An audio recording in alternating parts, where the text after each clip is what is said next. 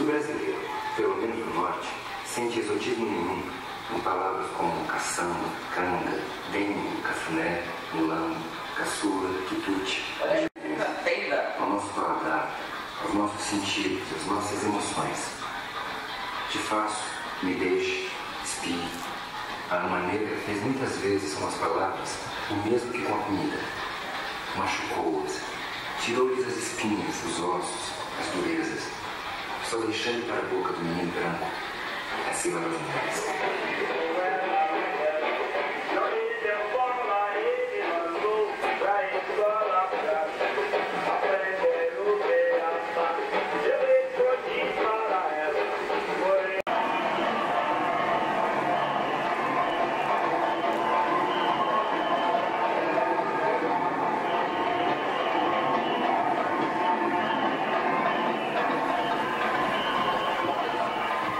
Vários dos mais característicos valores nutritivos dos negros acompanharam-nos à América.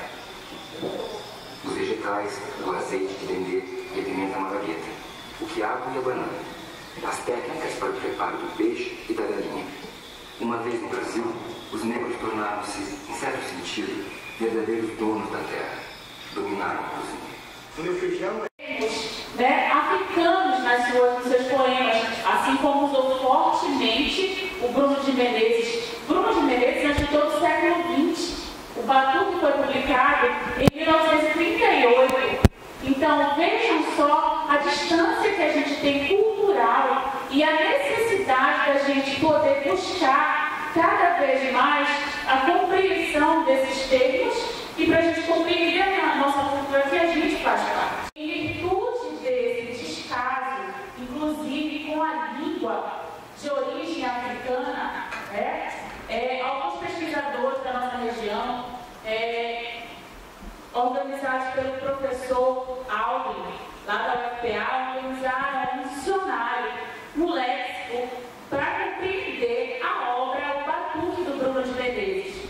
Quer dizer, eu preciso usar um livro desse para poder explicar para vocês um texto, porque o livro, o dicionário de língua portuguesa, ele não agrega, ele não traz para si a influência que todos nós recebemos, inclusive a identidade linguística. Ela é marginalizada, ela fica de fora. Então é preciso que, foi o que o professor Michel falou, Gonçalves Dias, precisa a gente...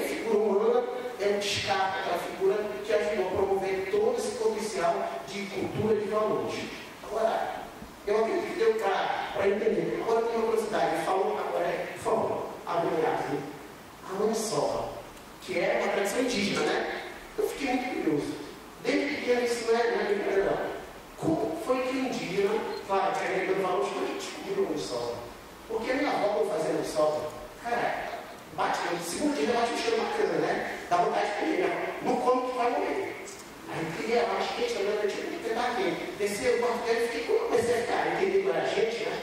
O que eu não sei ainda mais, eu digo,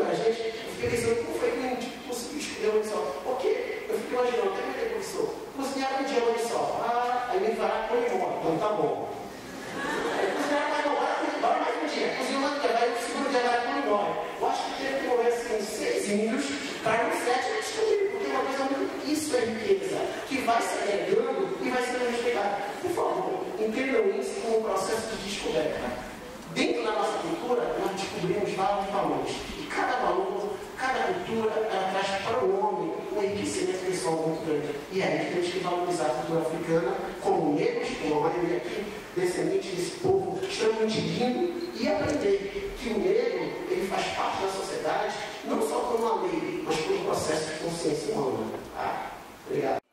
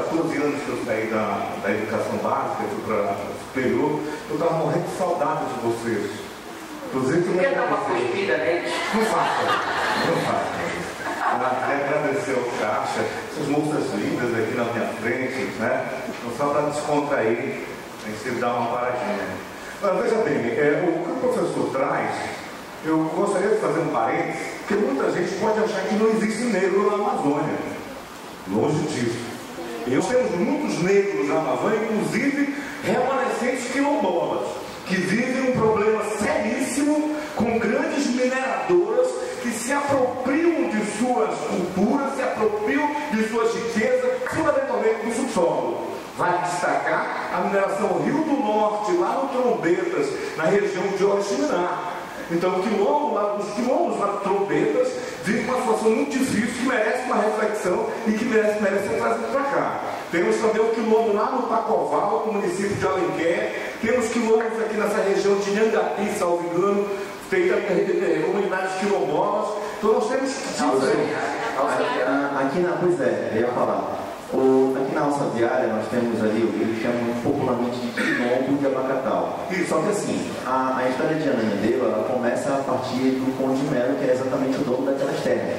Que pegava ali a Anida Gerosa, que é o antigo Aurá, até a região de Marituba. O que foi que aconteceu? O Conde Melo não se casou. Olha lá, o Conde Melo não se casou. Ele entrava lá como? Pela terra? Não, vou amar. Mandou construir uma passarelinha de pedra, que é o caminho das pedras, até hoje está lá. Cultura material, produção de memória, tá? habilidade 2, se não estou enganado, do Conde Pelência 1. E aí, o Conde Melo não tinha esposa e se apaixonou por uma escrava. Quando ele se apaixonou pela escrava, ele tem 3 filhas, as 3 Marias. Maria da Dória, Maria do Oi e uma outra Maria que eu não estou lembrado. As 3 Marias. E as 3 Marias herdaram as terras. O que foi que elas fizeram? Elas doaram as terras para os escravos e libertou todo mundo. E lá se construiu. Não é um ponto de fuga. Então, eu queria que o senhor conceituasse isso, até porque pode cair em Professor, só rapidamente, eu quero tentar. Eu vou tentar, mas eu acho extremamente importante. Só vai tentar, então é melhor. Não, acho extremamente importante, gente, porque inclusive tem tese de doutorado que trabalha essa questão do negro na Amazônia. O próprio Aldrin, né, o Aldrin Moura, alguém citou o Aldrin, né, você citou, ele tem alguns trabalhos nessa área, enfim. Se você observar naquela região de Santarém, os negros, não estou falando Santarém, que é mais o meu métier, você está entendendo? Os negros que se aglomeraram na região do Pacoval, na região do Trombeta, eram negros foragidos, ou de Belém ou de fazendas na região de Santarém e Óbidos. Então o que acontece? Quando eles entravam na mata, que eles plantavam ou pegavam seus produtos e vinham vender na cidade, olha o que acontecia, eles não podiam ir à cidade porque seriam recapturados. Então eles acabavam confiando em pessoas, famílias tradicionais da ilha de Santarém, davam sua produção para que essas pessoas fossem até a cidade, vendiam, depois devolviam o dinheiro, em tese. Muitas das vezes eles perdiam seus produtos. Eles davam para famílias hoje tradicionais no município de Santarém para vender, mas não recebiam dinheiro. Ficavam esperando, nunca receberam. E são famílias tradicionais que vampirizam o oeste do Pará, que vampirizam o município de Santarém, e que hoje querem pousar como de bons moços, e não são. Viveram e enriqueceram à custa de trabalho afrodescendente no interior da Amazônia. Se coloca que há negros sim na Amazônia, antes mesmo do ciclo da borracha, que há quilombos urbanos, que há quilombos com uma cultura que não pode ser esquecida. Não existe só negro na Bahia, não existe só negro no Maranhão. O Pará tem uma colônia afrodescendente enorme. E aqui dá para olhar para a gente também, se você se auto-identifica, como eu me auto-identifico. E Nilson, e aí falando, pegando isso que eu estava falando aí, é interessante, gente, que, por exemplo, quando a gente trabalha a questão de quilombo dentro da história, você também tem que trabalhar exatamente a questão da diversidade. Né? E a primeira diversidade que nós temos que trabalhar quando se fala em quilombo é a sua composição social. Né? E você tirar da sua cabeça aquela ideia de que o quilombo é um espaço de negros apenas. Né? Ao longo do processo nos mostra, gente, que existiu uma estratégia. Existiu uma estratégia para que esses negros foragidos fossem até a cidade. Muitos deles, sabe o que faziam? Eles calçavam-se. Porque vocês sabem muito bem que o que diferencia o negro escravo do negro alforriado é o calçamento. É por isso que quando o negro ele é alforriado,